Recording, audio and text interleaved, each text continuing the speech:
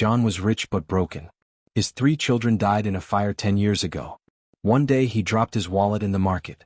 3 homeless teenagers found it. They could have kept the money, but they returned it. John looked at them and his heart stopped. They looked just like his lost children. Before watching full story, comment below from where are you watching. Also like and subscribe for more stories. John Hartley was a billionaire. His name was known across the world. He owned tall buildings, shiny cars, and private jets. His houses had pools and gardens bigger than most parks. But inside, John was broken. His heart was heavy, like a stone sinking in a dark river. Years ago, tragedy stole his 3 children, his triplets. A fire had torn through their home while John was away on a business trip. His wife didn't make it out, and the children, only 5 years old, were believed to have perished too. No bodies were found, only ashes. John searched for years, chasing rumors, hiring detectives, hoping against hope. But every lead turned cold. The emptiness in his heart grew. Now at 50, John lived alone in his giant mansion. He had everything money could buy, but nothing that mattered. His days were filled with meetings, deals, and fake smiles. At night, he stared at old photos of his children, Ella, Emma, and Ethan. Their bright eyes and wide smiles haunted him. He wondered if they were out there, somewhere, or if they were truly gone. One chilly autumn evening, John decided to walk through the city. He didn't want his driver or his guards. He wanted to feel like a normal person even for a few hours. He put on a plain coat, a scarf, and a hat to hide his face. No one would recognize the billionaire in such simple clothes. The streets were busy with people rushing home, vendors selling hot food, and children laughing as they ran. John felt a pang in his chest watching them. He kept walking, his hands in his pockets, lost in thought. As he crossed a crowded market, his wallet slipped from his coat pocket. It fell onto the cracked pavement, unnoticed by John. The wallet was thick with cash, credit cards, and a small photo of his children. He didn't realize it was gone until he was blocks away. In that same market, 3 teenagers huddled near a fruit stall. They were triplets, Lila, Mia, and Leo. They were 15, thin and tired. Their clothes were old, patched at the elbows and knees. They lived in a small shelter with other homeless kids, surviving on odd jobs and kindness from strangers. Their parents had died years ago, and they had no family to turn to. But they had each other, and that was enough. They were honest, kind, and fiercely loyal. Lila, the eldest by a few minutes, was the leader. She had sharp eyes and a quick mind. Mia was quieter, always watching, always thinking. Leo was the dreamer, with a smile that could light up the darkest days. They were hungry tonight, their stomachs growling after days with little food. They stood by the fruit stall, hoping to earn a few coins by carrying bags for shoppers. Leo's eyes caught something on the ground. "Look," he whispered, pointing to a black leather wallet half hidden under a crate. He picked it up, his hands trembling. The wallet felt heavy, important. Lila and Mia crowded around him. "Open it," Mia said softly. Leo flipped it open. Inside were stacks of cash, more money than they had ever seen. There were cards with shiny chips and a small photo of 3 smiling children. The triplets stared at the money. Could buy them food for months. It could get them warm clothes, maybe even a place to sleep that wasn't cold and damp. "We could eat," Leo said, his voice low. "We could stop being so hungry." Lila shook her head. "It's not ours. Someone lost this. They might need it." Mia nodded. "It's wrong to keep it. We're not thieves." Leo sighed but agreed. "Okay, let's find the owner." They looked at the photo again. The children in it looked familiar, but they couldn't place why. Lila checked for an ID. There was a driver's license with a name, John Hartley. The address was far away in the rich part of the city. The triplets knew it would be a long walk, but they didn't hesitate. They started moving, clutching the wallet tightly. The city grew quieter as they left the market behind. The streets turned cleaner, the houses bigger. They reached a tall gate with a guardhouse. Lila stepped forward and showed the wallet to the guard. "We found this. It belongs to John Hartley. Does he live here?" The guard looked surprised. "Wait here," he said, picking up a phone. After a few minutes, he opened the gate. "Come with me." The triplets followed, nervous but determined. They were led to a massive house with glass windows and marble steps. Inside, the air smelled of flowers and polished wood. John Hartley appeared, his face tired and lined with worry. He had been searching his coat for the wallet, panicking at its loss. "You found my wallet?" he asked, his voice rough. Lila nodded and handed it to him. "It was in the market. We didn't take anything." John opened the wallet, checking it quickly.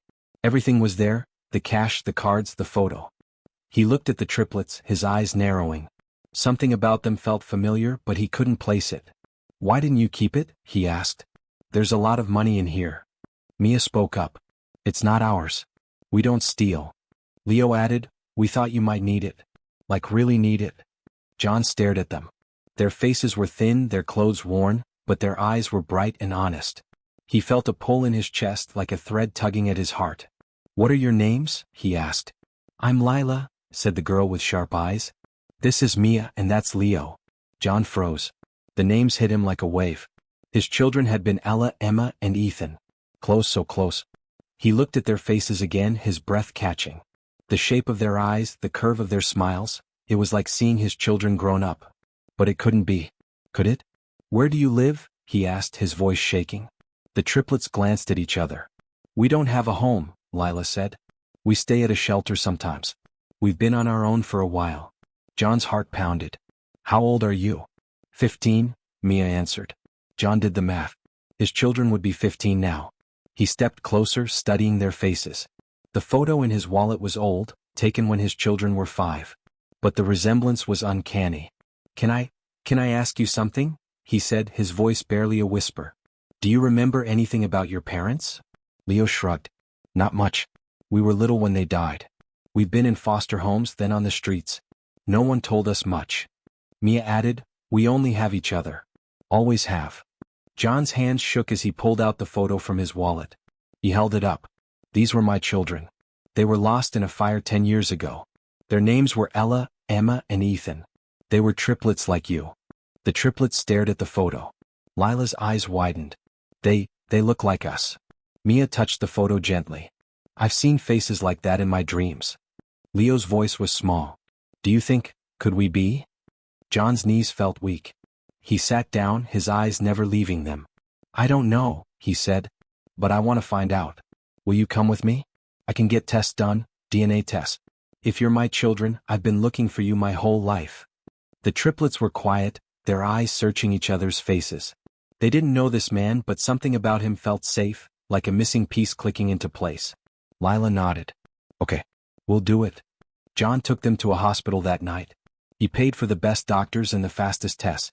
The triplets were given warm clothes, food, and a place to rest while they waited. John sat by them, watching every move they made, his heart torn between hope and fear. What if they weren't his? What if he was wrong again? The results came back the next day. The doctor called John into a private room, the triplets waiting outside. "Mr. Hartley," the doctor said, "the DNA is a match. These are your children." John's world stopped. Tears filled his eyes, spilling over before he could stop them. He had found them. After 10 years of pain, his children were alive. He walked out to the triplets, his voice breaking. "You're mine," he said. "You're Ella, Emma, and Ethan." The triplets stared at him, shocked. Ella spoke first. "You're our dad." John nodded, unable to speak. He opened his arms and the triplets ran to him. They hugged, all 4 of them crying, holding each other like they'd never let go. The years apart, the pain, the loneliness, it all melted away in that moment. John learned their story over the next few days. After the fire, the triplets had been rescued by a neighbor but were separated from John. They were placed in foster care under different names, their records lost in a messy system. They ran away when they were 10, choosing to stay together rather than be split up.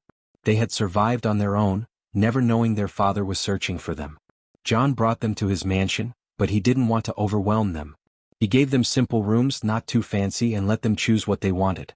Ella, Emma, and Ethan were nervous at first, but they began to trust him. They laughed together, shared stories, and started to heal. The first few weeks were hard for everyone. The triplets were not used to having so much food, warm beds, and clean clothes. Sometimes they would wake up in the middle of the night, afraid it was all a dream.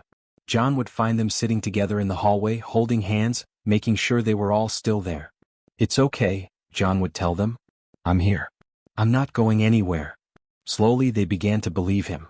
Ella started to smile more. She loved to read books from John's big library. Emma enjoyed painting and drawing.